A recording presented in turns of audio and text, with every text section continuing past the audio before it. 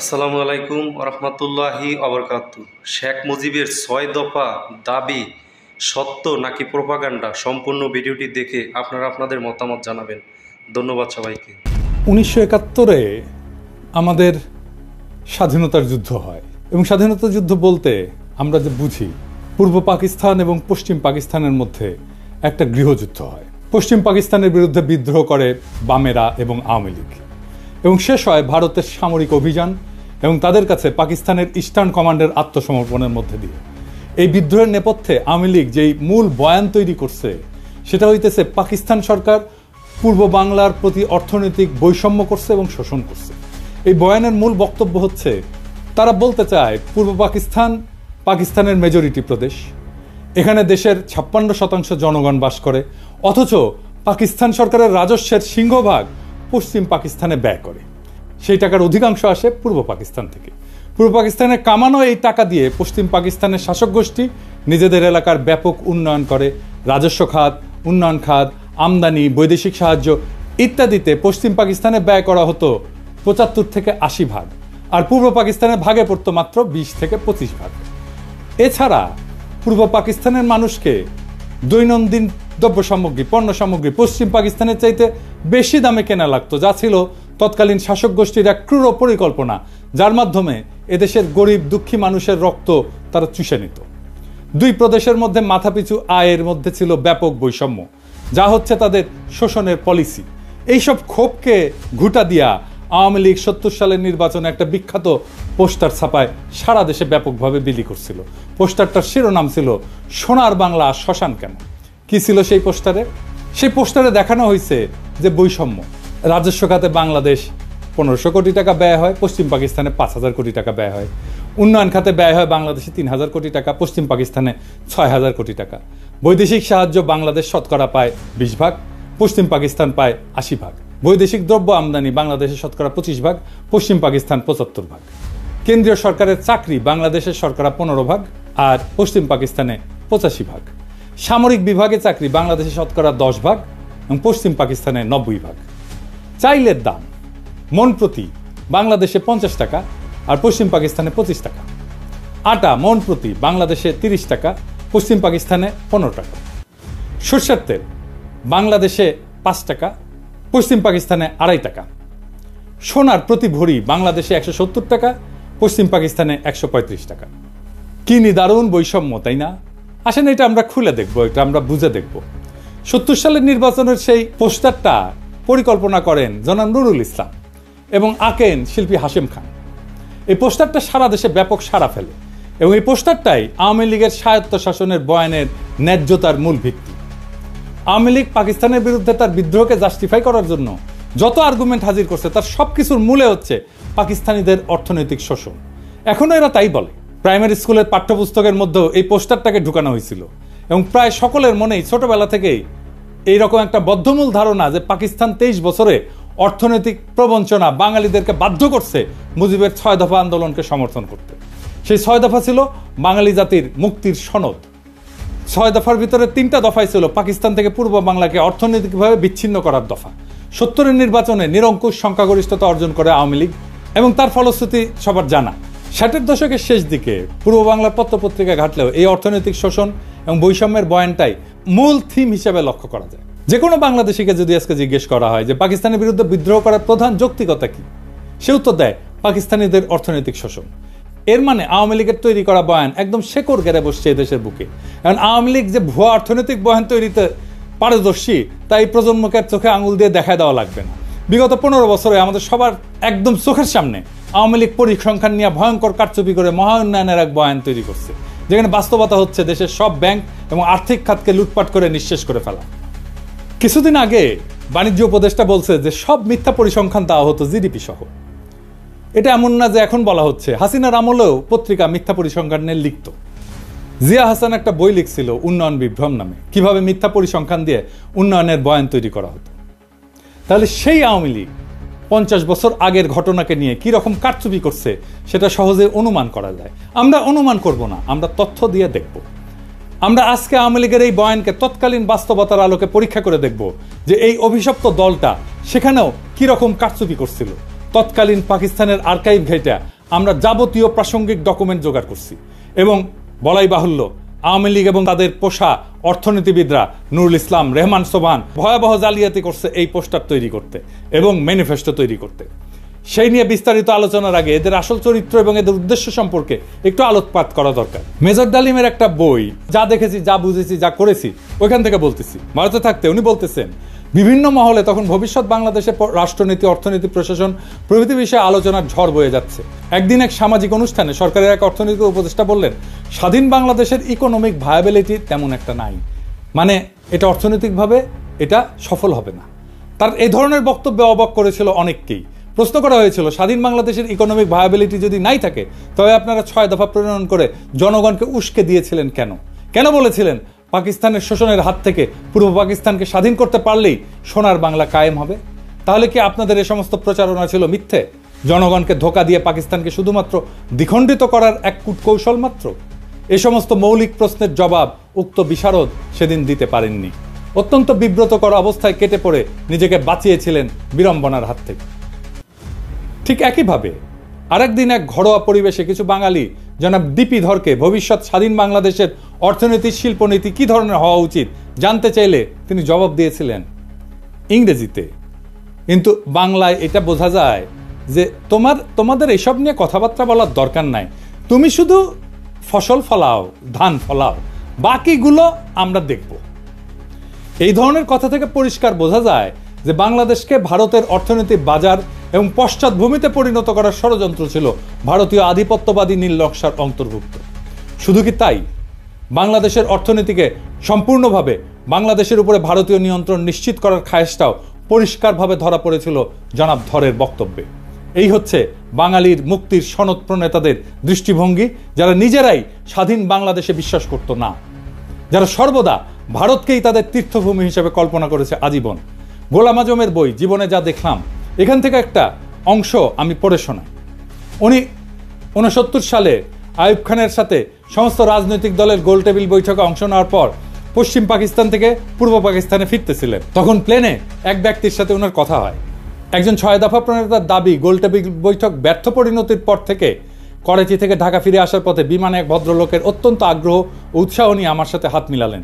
আমি তাকে চিনলাম না। আমার পাশের আসনে বসা ভদ্রলোক অনুরোধ করে তার আসনে নিয়ে বসালেন এবং তিনি এসে আমার পাশে বসলেন। আমি বিস্মিত হয়ে তার পরিচয় জানতে চাইলাম। ধারণা করেছিলাম আদর্শিক দিক থেকে নিকটবর্তী হবেন, তাই আমার সাথে ঘনিষ্ঠ আলাপ করতে চান। অচিরেই টের পেলাম যে তিনি সম্পূর্ণ বিরোধী ক্যাম্পের লোক। গোলটেবিল বৈঠক ব্যর্থ হওয়ার পরে যারা বিজয়ীর গৌরব বোধ করছেন তিনি তাদেরই একজন। পরাজিত প্রতিপক্ষের একজন প্রতিনিধিকে পেয়ে তিনি বিজয় উৎসবের অংশ হিসেবে ভ্রান্ত পথ ত্যাগ করার উপদেশ দিতে চেয়েছেন। পরিচয় নিয়ে জানলাম তিনি একজন সিএসপি উচ্চ কর্মকর্তা, ইসলামাবাদে কর্মরত আছেন, ছুটিতে দেশের বাড়িতে যাচ্ছেন। নাম ডক্টর আব্দুস সাত্তার। আমাকে তিনি খুব ভালো করেই চিনেন বলে জানলেন। যারা রাজনীতি করেন তারা লেখাপড়ার চর্চা কমই করেন, আমি এর ব্যতিক্রম বলে আমাকে শ্রদ্ধা করেন বলেও উল্লেখ করলেন। আমার সাথে আলোচনার সুযোগ পেয়ে তিনি খুবই খুশি হয়েছেন বলেও জানিয়েছিলেন। এভাবে কতক সৌজন্যমূলক কথা বলে তিনি বক্তব্য শুরু করলেন। আপনারা 6 দফাকে সঠিকভাবে বিবেচনা করলেন না, এটাকে শেখ মুজিবের হঠকারী রাজনৈতিক প্রস্তাব মনে করে হয়তো এটার যথার্থ মূল্যায়ন করতে পারেননি। এটা শেখ মুজিবের মাধ্যমে পেশ করা হয়েছে বটে, কিন্তু এর প্রণেতা 18 জন পিএইচডি, এর মধ্যে বিভিন্ন বিশ্ববিদ্যালয়ের প্রফেসর এবং সরকারি বেসরকারি উচ্চপদস্থ ব্যক্তিত্ব রয়েছেন। এটি অত্যন্ত সুচিন্তিত এবং সুপরিকল্পিত ফর্মুলা, যা 8 কোটি বাঙালির ভাগ্যের দ্রুত পরিবর্তন করবে। আমি জিজ্ঞেস করলাম, ওই 18 জন পিএইচডির মধ্যে আপনি নিশ্চয়ই অন্যতম? তিনি জোশের সাথে দাবি করলেন যে তিনিও এই সংগঠকদের একজন। আমি জানতে চাইলাম, এই 18 জনের সবাই কি বাঙালি? তিনি আরও উৎসাহের সাথে বললেন যে তারা সবাই বাঙালি জাতীয়তার বিশ্বাসী। আমি জিজ্ঞেস করলাম যে আপনারা নিশ্চয়ই সুদূর প্রসারী পরিকল্পনার ভিত্তিতে এই 6 দফা প্রণয়ন করেছেন। উক্ত পরিকল্পনায় কি পূর্ব এবং পশ্চিম পাকিস্তানকে একটা রাষ্ট্র হিসেবে গড়ে তোলার চিন্তা রয়েছে? তিনি খুবই খোলা মনে জবাব দিলেন, আপনারা জনগণের ময়দানে কাজ করেন, আমরা তাদের সাথে কাজ করছি যারা দেশ চালাচ্ছে। পাঞ্জাবিরা আমাদের দাবিয়ে রাখতে চায়, তাদের থেকে আলাদা না হয়ে আমরা উন্নতি করতে পারবো না। আমাদের 2 অঞ্চলের মাঝখানে ভারত, এ অবস্থায় এক রাষ্ট্রের অন্তর্ভুক্ত থাকা অস্বাভাবিক।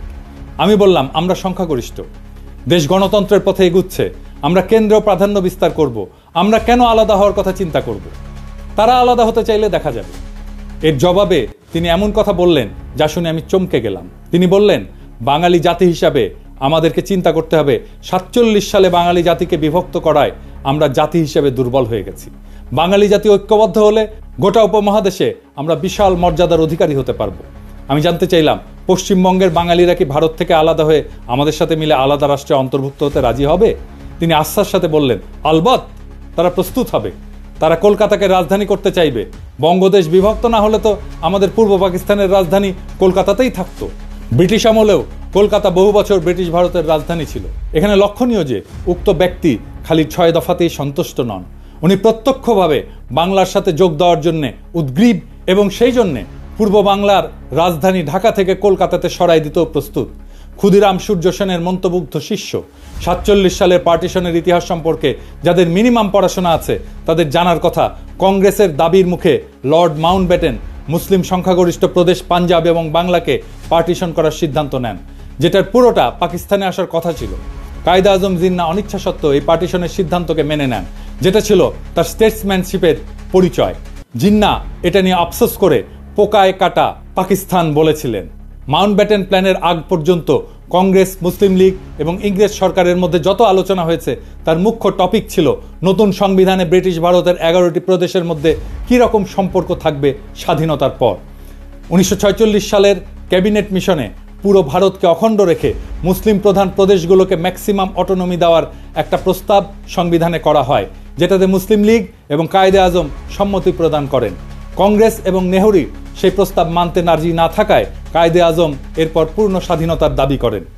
মাউন্টব্যাটেন প্রস্তাবের আগ পর্যন্ত প্রদেশগুলোকে অখণ্ড রেখে কোন প্রদেশ ভারতে থাকবে আর কোনটা পাকিস্তানে যাবে সেটা নিয়ে নেগোসিয়েশন চালান। মুসলিম লীগ 11টি প্রদেশের মধ্যে 4টি মুসলিম প্রধান প্রদেশ বাংলা, পাঞ্জাব, সিন্ধু, উত্তর পশ্চিম সীমান্ত প্রদেশ দাবি করে। মাউন্টব্যাটেন নেহরু দিয়ে ইনফ্লুয়েন্স হন। এই নেহরুর সাথে মাউন্টব্যাটেনের স্ত্রীর একটা অ্যাফেয়ার ছিল, দরকার পড়লে এটা রেফারেন্স দেওয়া যাবে। তো এই ইনফ্লুয়েন্সড হয়ে বাংলা এবং পাঞ্জাবের পুরো প্রদেশ না দিয়ে সেটাকেও পার্টিশন করার সিদ্ধান্ত নেন।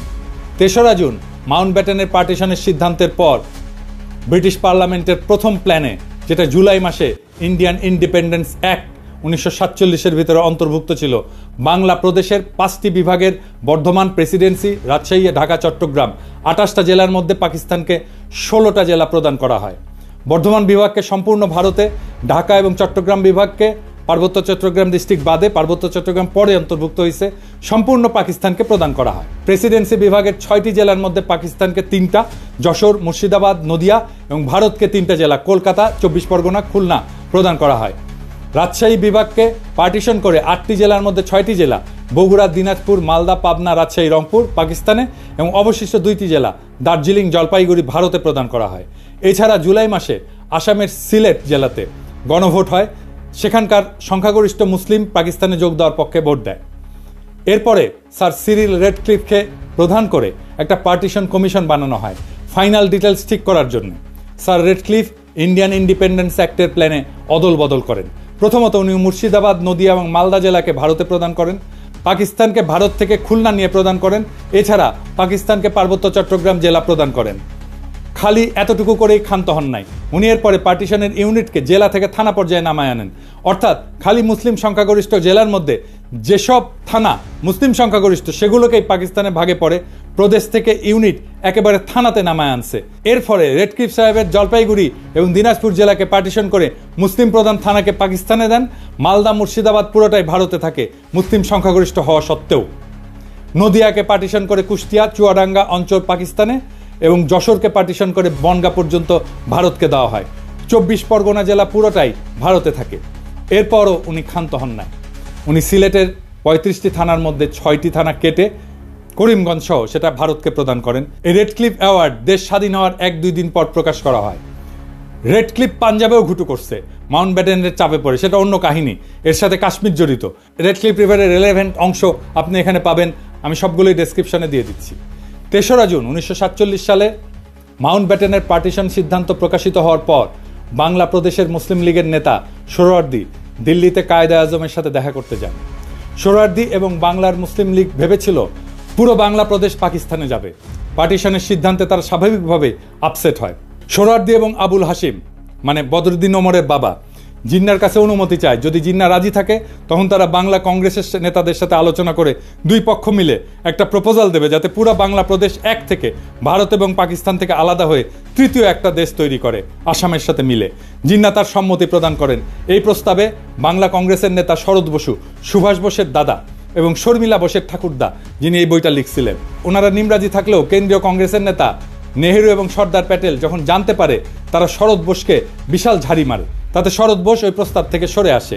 এছাড়া বাংলার হিন্দু মহাসভার নেতা শ্যামাপ্রসাদ মুখার্জি এই প্রস্তাব শোনার পর বিশাল জনসভা ডেকে এই প্রস্তাবের বিরোধিতা করার জন্য। তারা কোনো মতেই হিন্দুস্তান থেকে আলাদা হতে রাজি না। এইসব শোডাউন কাজে দেয় এবং এখানেই অখণ্ড বাংলার প্রস্তাবের ইতি ঘটে। ইতিহাস এখানে প্রমাণ করে 1947 সালে বাংলা ভাগের জন্য কংগ্রেস এবং হিন্দু মহাসভা দায়ী। স্বাভাবিকভাবেই তারা পুরো বাংলাকে ভারতের অংশ হিসেবে চেয়েছিল। মুসলিম লীগ পুরো বাংলাকে পাকিস্তানের অংশ হিসেবে চেয়েছিল। কিন্তু পার্টিশনের সিদ্ধান্ত শোনার পর মুসলিম লীগ অখণ্ড বাংলা রাখতে রাজি ছিল। যদি বাংলা আসাম মিলে তৃতীয় আর একটা দেশ হয়, কংগ্রেস এবং মহাসভা সেটার চাইতে খণ্ডিত বাংলাকেই ভারতের অংশ হিসেবে প্রেফার করে। তৎকালীন বাংলার মুখ্যমন্ত্রী সোহরাওয়ার্দী শেষে একটা প্রস্তাব দেয় যে অন্তত রাজধানী কলকাতা 6 মাস পর পাক ভারতের যৌথ কন্ট্রোলে থাকুক, যাতে প্রশাসনিক ব্যবস্থা অর্গানাইজভাবে ট্রান্সফার করা যায়। সর্দার প্যাটেলের উত্তরে বলেন, নট ইভেন ফর 6 days। কাজেই পশ্চিম বাংলার হিন্দুরা হিন্দুস্তানের থেকে আলাদা হয়ে পূর্ব বাংলার মুসলিমদের সাথে ইউনিয়ন করে থাকবে, আর ভারতও এটা মেনে নিয়ে বিনা যুদ্ধে এত বড় মেদিনী ছেড়ে দেবে। মানে দুর্যোধন বলছিল মহাভারতের, বিনা যুদ্ধে নাহি দেব সূচক্র মেদিনী। একটা সূচের আগায় যতটুকু ভূমি থাকে ওইটাও যুদ্ধ ছাড়া দেব না, ওটাই ভারতের পলিসি। তাই এটা একটা আকাশ কুসুম কল্পনা। আওয়ামী লীগের নেতাদের এসব ইতিহাস খুব ভালো করে জানার কথা, কারণ তারা মুসলিম লীগের কর্মী ছিল 47 সালে। এরপর এইসব 6 দফা প্রণেতারা মানুষকে মূলা দেখাইছে যে তারা পশ্চিম বাংলার সাথে ইউনিয়ন করবে। এইটা ছিল আওয়ামী লীগের একটা ভয়ঙ্কর প্রতারণা। 1971 সালের 7 দফা চুক্তির ইতিহাস নতুন প্রজন্ম ইতিমধ্যে জেনে ফেলছে। সর্বশেষে এই পোস্টারের প্রণেতা অর্থনীতিবিদ নুরুল ইসলাম যে কত স্থূল একজন ব্যক্তি ছিল তার একটা সামান্য উদাহরণ দেই। 2016 সালে বাংলাদেশ প্রতিদিন পত্রিকায় পোস্টারটার শিল্পী হাশেম খান একটা প্রবন্ধ লেখেন। সেখানে উনি পোস্টার তৈরির ইতিহাস বর্ণনা করেন। সেই প্রবন্ধের একটা অংশ হচ্ছে, কিছুক্ষণের মধ্যে নুরুল ইসলাম ফিরে এসে বললেন, কিছু একটা দাঁড় করাতে পারলেন? আজকে আর বিদ্যুৎ আসবে না। পাকি সরকার পূর্ব পাকিস্তানের অন্ধকারে রাইখা পাকিস্তানের আলোতে ভাসাইয়া দিচ্ছে। সারা রাত শহর বন্দর অলিগলি এমনকি গ্রাম পর্যন্ত বিদ্যুতের বাতি আলো দিতেছে। সামনের ইলেকশনে পশ্চিমাদের গদি থেকে নামাইয়া আওয়ামী লীগরে বসাইতে হবে। নুরুল ইসলাম দাবি করতেছেন পূর্ব পাকিস্তানের লোডশেডিং এর জন্য পশ্চিম পাকিস্তান দায়ী।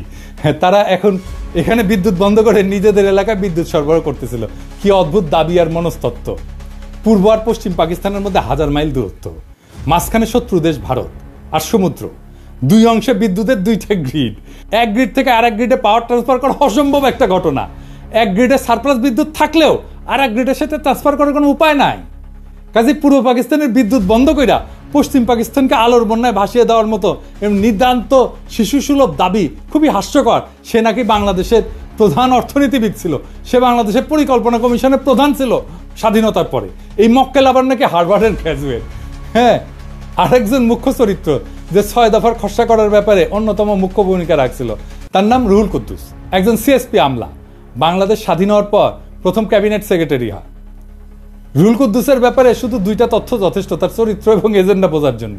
প্রথমটা হচ্ছে এই 50-এর দশকে একটা দুর্নীতির মামলার বিবরণ। সেখানে আমূল আসামি শেখ মুজিবুর রহমান পূর্ব পাকিস্তানের প্রাদেশিক মন্ত্রী থাকার সময় দুর্নীতির কারণে জেলে সাজাপ্রাপ্ত হন। সেই দুর্নীতি মামলায় মুজিবের সহযোগী ছিল এই রুহুল কুদ্দুস। তার পুরস্কার দিছে, যেহেতু মামলা ফাঁসিছে তার পুরস্কার দিছে সেক্রেটারি বানায়। আর একটা মামলা হচ্ছে আগরতলা ষড়যন্ত্র মামলা, যেখানে আসামিরা ভারতের প্রত্যক্ষ সাহায্যে পূর্ব পাকিস্তানে বিদ্রোহ সংগঠিত করে বিচ্ছিন্ন হওয়ার পরিকল্পনা করে। সেই মামলার অন্যতম প্রধান আসামি ছিল এই রুহুল কুদ্দুস। আগরতলা মামলার বয়ানে প্রথমে মিথ্যা মামলা বলে প্রচার করা হয়েছিল আমাদের ছোটবেলায় পাঠ্যপুস্তকে। এই মামলাকে মিথ্যা মামলা হিসেবে দেখানো হয়েছিল, কিন্তু 2011 সালে মামলার অন্যতম আসামি কর্নেল শওকত আলী আওয়ামী লীগের ডেপুটি স্পিকার ছিল, গর্বের সাথে একটা বই লেখে, সত্য মামলা আগরতলা। দেশের অনেক মানুষের কাছে পাকিস্তান থেকে বিচ্ছিন্ন হয়ে আলাদা রাষ্ট্র গঠনের যৌক্তিকতা হচ্ছে 25 এবং 26 মার্চের তারিখে পাকিস্তান আর্মির অপারেশন সার্চলাইট। তাহলে 60-এর দশকে যারা ভারতের সাহায্যে এই সমস্ত বিদ্রোহ পরিকল্পনা করছিল তাদের জাস্টিফিকেশন কি ছিল? পাকিস্তান তো 1971 সালের আগে কোনো গণহত্যা চালায়নি। যদি বলে অর্থনৈতিক বৈষম্য, সেই বেলুন আমরা একটু পরে ফুটা করে দেখা দিচ্ছি। 1965 সালে পাকিস্তান ভারতের সাথে একটা ফুল স্কেল যুদ্ধ হয়। ঠিক তার পরপর কোন ধরনের চরিত্রের মানুষ সেই ভারতের থেকে অস্ত্র এবং টাকার সাহায্য নিয়ে পাকিস্তানের বিরুদ্ধে বিদ্রোহ করার পরিকল্পনা করে। এই ধরনের মানুষেরা পাকিস্তানের তথাকথিত শোষণের বয়ান তৈরি করে জনগণের মধ্যে ফেরি করছে। এখানে প্রফেসর সৈয়দ সাজ্জাদ হোসেনের কিছু অবজারভেশন খুবই গুরুত্বপূর্ণ। ওনার ৭১-এর স্মৃতি বলে একটা বই আছে। তিনি একাধারে একজন প্রখ্যাত শিক্ষাবিদ, সাহিত্য পণ্ডিত এবং লেখক। বাঙালি মুসলমানের মধ্যে তিনি প্রথম ব্যক্তি যিনি ইংরেজি সাহিত্যে পিএইচডি ডিগ্রি অর্জন করছিলেন। রাজশাহী বিশ্ববিদ্যালয়ের ভিসি ছিলেন। আসল কথা, যারা এই সমস্ত কথা বলে এবং এই জিনিস শুরু হয়েছে ৬০-এর দশক থেকেই, তারা একটা রাজনৈতিক উদ্দেশ্য হাসিলের মতলবে এই সমস্ত থিওরি আওড়ায়। ১৯৪৭ সালে বিভক্তি এরা মানতে রাজি নয় এবং এই অঞ্চল স্বাধীন থাকুক এটা তারা চায় না। পাকিস্তান আমলে এরা অনবরত প্রচার করেছে যে আমরা পাঞ্জাবিদের অধীন এবং পাকিস্তান থেকে বেরিয়ে এলে সত্যিকার অর্থে স্বাধীন হতে পারবো। আবার এখন বলছে ১৯৭১ সালে যে স্বাধীনতা অর্জিত হয় তার কোনো মূল্য নাই, ওপার বাংলার সাথে মিলে গেলেই নাকি আমরা সত্যি মুক্ত হবে। ১৯৭১ সালে ভারতের সাথে মিলিত হওয়ার কথা প্রকাশ্যভাবে বলা হতো না, কারণ ও কথা বললে এদেশের জনসমাজ সাড়া দিত না। তাই তখন বলা হচ্ছিল ভারত আমাদের প্রকৃত বন্ধু, ভারতের সৈন্য এসে আমাদের রক্ষা করবে। ভারতে বাঙালি, পাঞ্জাবি, মারাঠি, তামিল, শিখ, পার্সি বিভিন্ন জাতি এবং ভাষাভাষী লোকেরা এক রাষ্ট্র গঠন করে বসবাস করতে পারে, তার মধ্যে কোনো অসঙ্গতি লক্ষ্য হয়নি। কিন্তু পাকিস্তানে পাঞ্জাবি, পাঠান, সিন্ধি এবং বাঙালি এক রাষ্ট্র গঠন করে এমন একটা কর্ম করেছিল যা শুধু হাস্যকরই না, রীতিমতো অ্যাবসার্ড এবং অযৌক্তিক। এই যুক্তিটি চিরকালই আমার কাছে অদ্ভুত থেকেছে। ভারতের প্রধান ধর্ম হচ্ছে হিন্দুত্ব। উত্তর ভারতের ব্রাহ্মণ এবং রাজপুতের সঙ্গে পশ্চিম ভারতের মারাঠা এবং দক্ষিণ ভারতের দ্রাবিড় সম্প্রদায়গুলির মধ্যে ধর্মীয় বন্ধন ছাড়া আর কোনো বন্ধন নাই। এই ধর্ম ইসলামের মতো ধর্ম নয়। উত্তর ভারতের ধর্মীয় আচরণের সঙ্গে দক্ষিণ ভারতের ধর্মীয় আচরণের প্রভেদ অনেক। মুসলমান বলতে আমরা যেমন বুঝতে পারি যে ব্যক্তি এক আল্লাহ এবং রসুলে বিশ্বাস করে, সেরকম কোনো সর্বগ্রাহ্য বিশ্বাস হিন্দুদের মধ্যে নেই। তবু অহর্নিশ আমাদের বলা হয়েছে যে কায়েদে আজম মোহাম্মদ আলী জিন্নাহ আমাদের ইচ্ছার বিরুদ্ধেই নাকি পূর্বাঞ্চলকে পাকিস্তানের সাথে যুক্ত করেছিলেন। এই যে লাখ লাখ লোক যারা আমরা পাকিস্তান আন্দোলনে শরিক হয়েছিলাম, আইনসভার সদস্য যারা ৪৭ সালে ভোট দিয়ে পাকিস্তানে যোগ দিয়েছিলাম, এরা যেন রাতারাতি হয়ে গেলেন দেশদ্রোহী এবং সমাজদ্রোহী। বর্তমানেও বাঙ্গু, সুশীল, প্রগতিশীল, প্রথম আলো, মতি, ডেইলি স্টারের মাহফুজ এবং তাদের কলামবর্গ যেমন আলী ইমাম মজুমদার ভারতের কোনো কোনো প্রদেশের বিচ্ছিন্নতার কথাও শুনলে তেলে বেগুনে জ্বলে ওঠে। তারাই আবার পাকিস্তানের প্রদেশগুলোর ইউনিয়নের মধ্যে কন্ট্রাডিকশন খুঁজে পায়। আবার আসা যাক অর্থনৈতিক বৈষম্য এবং আওয়ামী লীগের তৈরি বয়ান নিয়ে। এই প্রসঙ্গে ডক্টর সাজ্জাদ হোসেন লিখছেন যে যখন আওয়ামী লীগ এরকম প্রচারণা চালাচ্ছিল যে পশ্চিম পাকিস্তানের পূর্ব পাকিস্তানে বৈষম্য করা হয়, এই যে সোনার বাংলা শ্মশান কেন এরকম একটা পোস্টার ছাপে, তাহলে পাকিস্তানের তরফ থেকে কেন এইটার প্রতিবাদ জানানো হয়নি বা প্রশ্নটা পরিষ্কার করা হয়নি? এর উত্তর দিছিল পশ্চিম পাকিস্তানের একজন আমলা যে এটা আমরা তৈরি করছিলাম, কিন্তু এইটা আমরা প্রকাশ করতে গেলে একজন বাঙালি অফিসার বলছিল এটা দিলে পূর্ব পাকিস্তানের লোকেরা আরও বিলা হয়ে যাবে, সেই জন্যেই তাই নাকি এটা করতে দেওয়া হয়নি, বাধা দিছিল। ওনার বইয়ে এই অংশে এটা লেখা আছে। আওয়ামী বয়ানের এই যে শুভঙ্করের ফাঁকি, এটা ধরার জন্য আমরা ব্যাখ্যা করব সরকারি ফাইন্যান্স কিভাবে কাজ করে এবং সরকারি ফাইন্যান্সের সাথে দেশের জিডিপির সম্পর্ক এটা কি। একটা দেশের জিডিপি হচ্ছে সেই দেশের মধ্যে অবস্থিত সমস্ত পণ্য, বস্তু, সার্ভিস বা সেবা, এটার যোগফল। যে দেশের যত উন্নত সে দেশের জনগণ তত বস্তু এবং সেবা উৎপাদন করে এবং ভোগ করে। সরকারের মধ্যে থেকে একটা ভাগ কর হিসাবে আদায় করে, নিজের এজেন্ডা অনুযায়ী সেটা খরচ করে। আর একটা রাস্তা হচ্ছে সরকারের আছে, সেটা হচ্ছে আভ্যন্তরীণ এবং আন্তর্জাতিক সেক্টর থেকে লোন নেওয়া। এই লোনের ইনস্টলমেন্ট পরে সরকারকে করের টাকা থেকে শোধ করতে হয়। ফাইনাল একটা রাস্তা আছে সরকারের কাছে, সেটা হচ্ছে আভ্যন্তরীণ যে কোনো বিল পরিশোধের জন্য টাকা ছাপানো। কিন্তু এর ফলে মুদ্রার মান ইনফ্লেশন হয়, আমরা জানি মুদ্রাস্ফীতি হয়। ইনফ্লেশন এক ধরনের ট্যাক্স কিন্তু, যার মাধ্যমে সরকার দেশের জিডিপির একটা অংশ নিজের পকেটস্থ করে। এই করের জন্য পার্লামেন্ট অথবা আইনসভার কোনো বিল পাস করানো লাগে না। সরকারের বাজেটে দুই ধরনের বাজেট থাকে, একটা বাজেট রাজস্ব খাত আর একটা বাজেট উন্নয়ন খাত।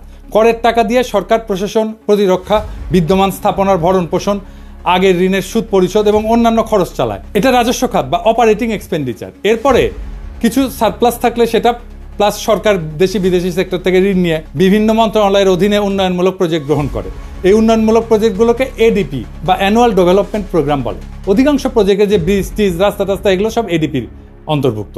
তবে এডিপির বাইরে অল্প কিছু প্রজেক্ট থাকে। বাজেটে এডিপির বাৎসরিক বরাদ্দ দেওয়া থাকলেও সেই বরাদ্দ সবসময় সম্পূর্ণ খরচ হয় না বিভিন্ন কারণে। এর পিছনে প্রজেক্টের ধীর গতি আছে, প্রশাসনিক সক্ষমতার অভাব, কেনাকাটায় আমলাতান্ত্রিক জটিলতা ইত্যাদি কারণ থাকে। বাজেটের একটা বাস্তব স্যাম্পল দেখেন, এইরকম করে বাজেট লেখা হয়। এখন আমরা আলোচনা করব বৈদেশিক মুদ্রার ব্যাপার। দেশের কোম্পানিগুলো ব্যবসা করে রপ্তানি করে কিছু টাকা পায়, ফরেন কারেন্সি, আর আমরা রেমিটেন্স পাঠাই বিদেশে যারা আছি। এইভাবে দেশ বৈদেশিক মুদ্রা অর্জন করে। বাংলাদেশ, পাকিস্তান, ভারত সরকার এই বৈদেশিক মুদ্রার প্রবাহ এটাকে নিয়ন্ত্রণ করে। দেশে আসা বৈদেশিক মুদ্রা ব্যাংক থেকে সেন্ট্রাল ব্যাংকের কন্ট্রোলে যায়। সেন্ট্রাল ব্যাংক দেশের মানুষকে বৈদেশিক মুদ্রার বিপরীতে দেশীয় মুদ্রা প্রদান করে। এরপর কোনো আমদানিকারক কিছু আমদানি করতে চাইলে সেন্ট্রাল ব্যাংকের অনুমতিক্রমে লেটার অফ ক্রেডিট খুলে প্রয়োজনীয় বৈদেশিক মুদ্রা দিয়ে বস্তু অথবা সেবা আমদানি করে। আমেরিকা, সিঙ্গাপুর, হংকং এসব দেশে এরকম কোনো এক্সচেঞ্জ কন্ট্রোল নাই। এসব কারেন্সি ফ্রি ফ্লোটিং, মানে সাপ্লাই ডিমান্ডের উপরে ফরেন কারেন্সির বিনিময় মূল্য নির্ভর করে বা ওঠানামা করে। আমদানি রপ্তানিকারকের কোনো কেন্দ্রীয় ব্যাংকের অনুমতি লাগে না, বা কেন্দ্রীয় ব্যাংক এই সমস্ত ব্যাপার রেগুলেট করে। এই যে বাংলাদেশ, পাকিস্তান বা ভারতের সরকার তার বিভিন্ন প্রজেক্টের জন্য প্রয়োজনীয় বৈদেশিক মুদ্রা কেন্দ্রীয় ব্যাংক থেকে কেনে দেশীয় করের মাধ্যমে উত্তোলন করা টাকার বিনিময়, অথবা সরাসরি বিদেশি কোনো সেক্টর থেকে বৈদেশিক মুদ্রা ঋণ নেয় কোনো প্রজেক্টের জন্য। দেশে বৈদেশিক মুদ্রার প্রবাহ, রপ্তানি এবং রেমিটেন্স মিলে আমদানি থেকে বেশি হলে সারপ্লাস জমতে থাকে সেন্ট্রাল ব্যাংকের হিসাবে। এটাকে বলা হয় ফরেন কারেন্সি রিজার্ভ। এবার আমরা দেখব শোষণ কাকে বলে, অর্থনৈতিক শোষণ কাকে বলে। আমাদের আক্কেল জ্ঞান বলে যে শোষণ হচ্ছে কারো কাছ থেকে জোর করে বেশি টাকা করের মাধ্যমে তুলে সেই টাকা নিজের পিছনে খরচ করা, অথবা কারো শস্য, সম্পদ, গবাদি পশু ইত্যাদি জোরপূর্বক নিয়ে যাওয়া, অথবা কাউকে বাধ্যতামূলকভাবে কোনো কাজ করতে বাধ্য করা এবং তাকে কম পারিশ্রমিক দেওয়া। তাই তো এরকম অসংখ্য উদাহরণ মানব সমাজে পাওয়া যায়। যেমন মঙ্গলরা তারা কারো শস্য, সম্পদ, গবাদি পশু জোরপূর্বক নিয়ে যেত। মারাঠাদের বর্গী হামলার উদাহরণ তো আছেই, তাদের চৌত আদায় করত। রোমান সাম্রাজ্যে ইতালিতে রোমান নাগরিকদের কর দেওয়া লাগতো না, সাম্রাজ্যের সমস্ত খরচ রোমানদের দখলকৃত প্রদেশের মানুষদের কাছ থেকে তোলা হতো। এরকম আরও অনেক উদাহরণ পাওয়া যাবে। আরাকানের মগ এবং পর্তুগিজদের রেইড উল্লেখযোগ্য, তারা এসে আমাদের এখান থেকে নিয়ে যেত জিনিসপত্র। এখন পাকিস্তান আমলে পাকিস্তানের কেন্দ্রীয় সরকার কি পূর্ব বাংলায় রেড দিয়ে সমস্ত শস্য, গবাদি পশু জোর করে নিয়ে যেত? না, নাকি তারা আমাদেরকে দাস হিসাবে বাঙালিদেরকে ধরে নিয়ে গিয়ে তাদের খনিতে খনি মজুর হিসেবে কাজ করাইছে? না, তা তো না। তাহলে শোষণটা হইলটা কিভাবে?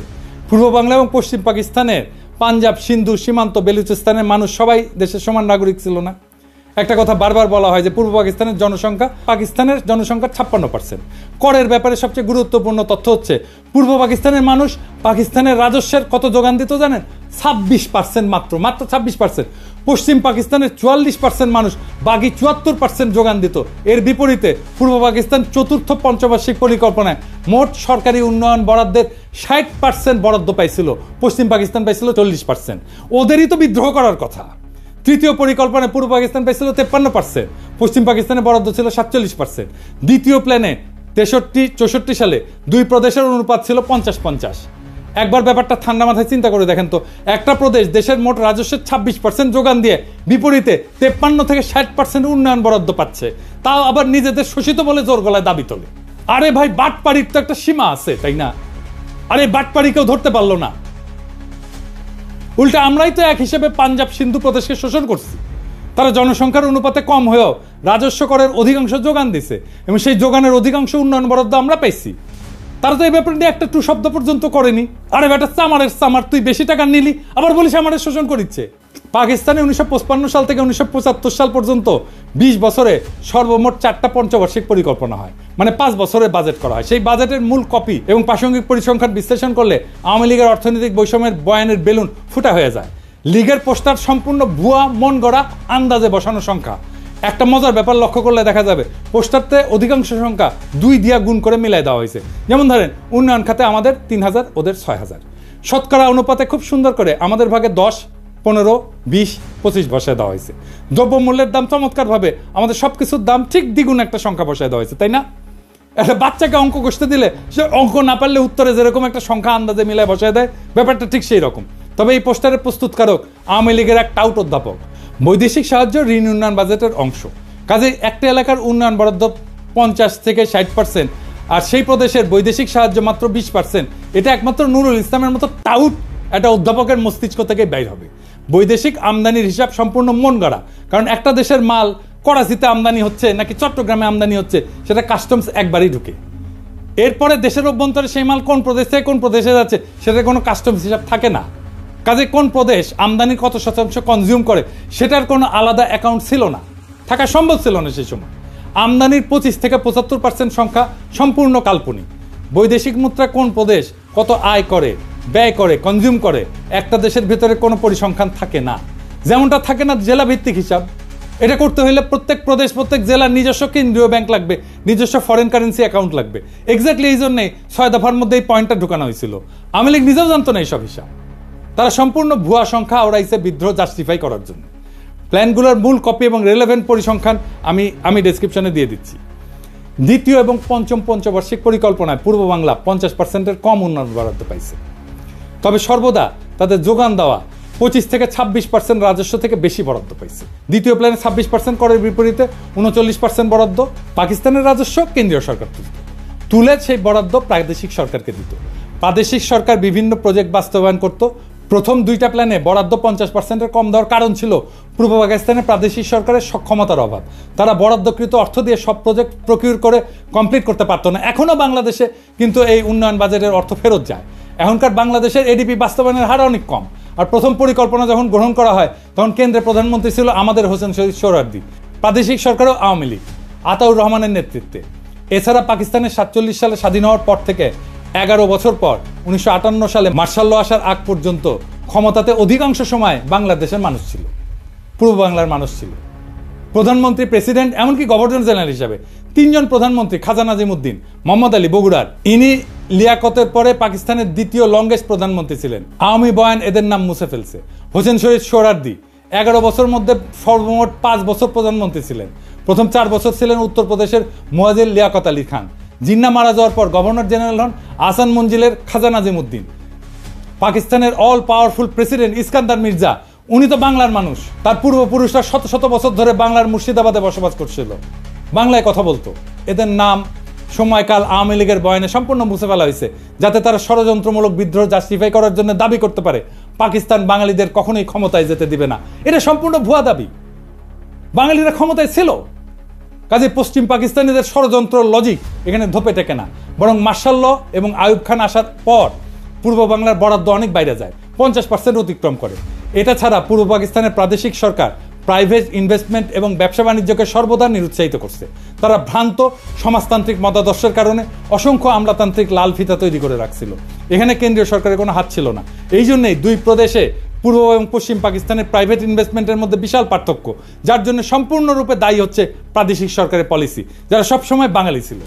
মোদ্দা কথা, যেই বয়ানে বলা হয় পূর্ব পাকিস্তানের করের টাকায় পশ্চিম পাকিস্তানে বিলাসিতা করত, সম্পূর্ণ ভুয়া, ভ্রান্ত এবং উদ্দেশ্যমূলক একটা প্রচার। পূর্ব পাকিস্তানে বিশাল ডেফিসিট পূরণ করা হতো পশ্চিম পাকিস্তানের কর দিয়া। আর একটা পয়েন্ট যেটা 6 দফাতে অন্তর্ভুক্ত ছিল, এক প্রদেশ থেকে আরেক প্রদেশে মূলধন পাচার বন্ধ করতে হবে, কারণ নাকি বাংলার মূলধনে লাহোর আর করাচি গড়ে উঠছে। বাস্তব ঘটনা সম্পূর্ণ 180 ডিগ্রি উল্টা। পূর্ব বাংলার ডেফিসিট রাজ্য ছিল, এরা 26% কর দিয়ে 55% বরাদ্দ পেত, সর্বনিম্ন বরাদ্দ পেয়েছে 39%। বাস্তবে সিন্ধু পাঞ্জাবের মূলধনে পূর্ব বাংলার উন্নয়নে ব্যয় করা হয়েছে, কিন্তু তারা একবারও এটা নিয়ে আপত্তি তোলে নাই যে কেন তাদের করের টাকা দিয়ে পূর্ব বাংলাকে পালন করা হচ্ছে। আমরাই চোরের মায়ের বড় গলার মতো চিল্লাইছি। এই চার্টের দ্বিতীয় এবং তৃতীয় প্ল্যানে সরকারি খরচের হিসাব ইমপ্লিমেন্টেড, অ্যালোকেটেড না।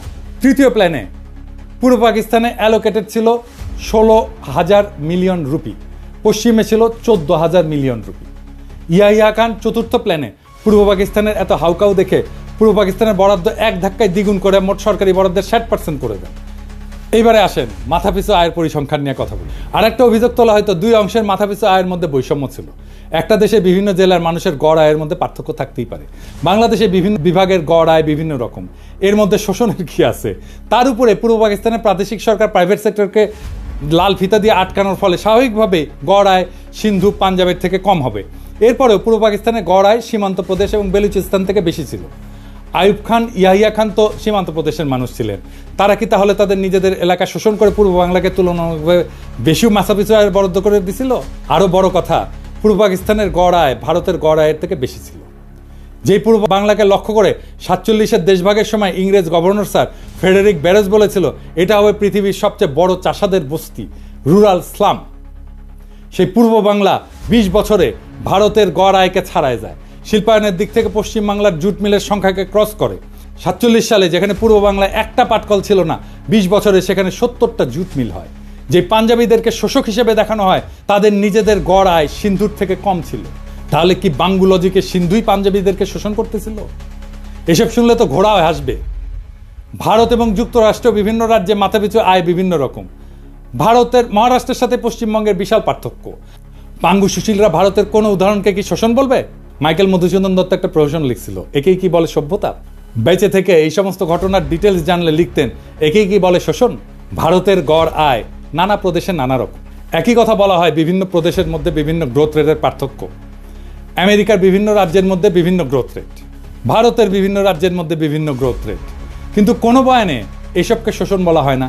পাকিস্তানের ক্ষেত্রে সবাই লাফায় ওঠে, একদম শোষণের লেকচার মারা শুরু করে কেন? আর একটা বিষয় আছে, সেটা হচ্ছে কস্ট অফ লিভিংয়ের তারতম্য। পোস্টারে যে কস্ট অফ লিভিং দেখা হয়েছে, আশা করি এতক্ষণে সবাই বুঝছেন সেটা সম্পূর্ণ ভুয়া আন্দাজে বসানো সংখ্যা। এখানে আরও দুইটা কথা যোগ করি। একটা দেশের বিভিন্ন শহর গ্রাম জীবনযাত্রার খরচ ভিন্ন। ঢাকাতেও জীবনযাত্রার খরচ মাগুরার একটা গ্রামের থেকে অনেক বেশি। তাহলে কি বাঙ্গুলজিকে মাগুরার গ্রাম ঢাকাকে শোষণ করতেছে? বিশ্বের সব দেশেই শহর গ্রাম বিভিন্ন এলাকার জীবনযাত্রার খরচ ভিন্ন ভিন্ন।